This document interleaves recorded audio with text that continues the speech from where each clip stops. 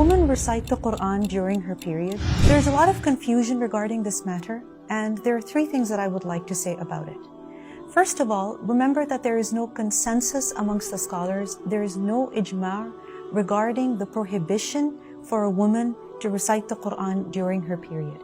Meaning there is no agreement over this issue that a woman cannot read the Quran during her period. This is something that has always been a difference of opinion. Secondly, there are parts of the Quran which we are taught to recite regularly in the morning, in the evening, at nighttime for our protection and our healing. For example, Ayatul Kursi.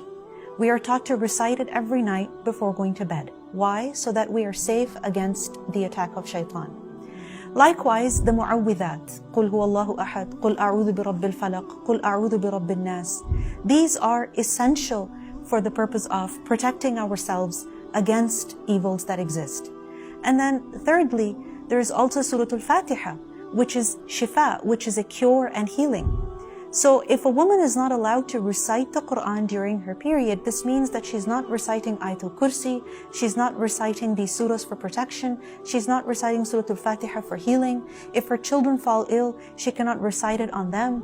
And this doesn't seem realistic at all. Thirdly, we should remember that there is no clear text that prohibits the recitation of the Quran for a menstruating woman. And remember that the women at the time of the Prophet ﷺ, of course they menstruated, and the Prophet ﷺ gave them different guidelines, and he never told them to not recite the Quran. In Sahih Bukhari, in the book of Hayd, in the book of menstruation, Imam Bukhari brings the quotes of different companions and scholars. He says, for example, that Ibrahim al-Nakhai said that لا بأس أن تقرأ الآية, that there is no harm if a woman during her period recites an ayah. So this means that if she recites an ayah, she can recite more than that also. Then he quotes that Ibn Abbas radiallahu anhu didn't see any problem in a junub person reciting the Quran. Now this is with regards to a junub person, someone who is in a state of sexual impurity, who's required to take a bath. So Ibn Abbas didn't see any problem if such a person recited the Quran. Then what do you think about a woman who's menstruating, whose hayd is not in her control? Then likewise, Imam Bukhari also quotes that the Prophet ﷺ used to remember Allah in all of his states. And remember that the Quran is also a form of dhikr. It is a form of remembering Allah. In fact, the Quran is called a dhikr. So there is no harm in reciting the Quran in this state. Then Imam Bukhari also quotes the letter which the Prophet ﷺ sent to the non-Muslim leaders of the time.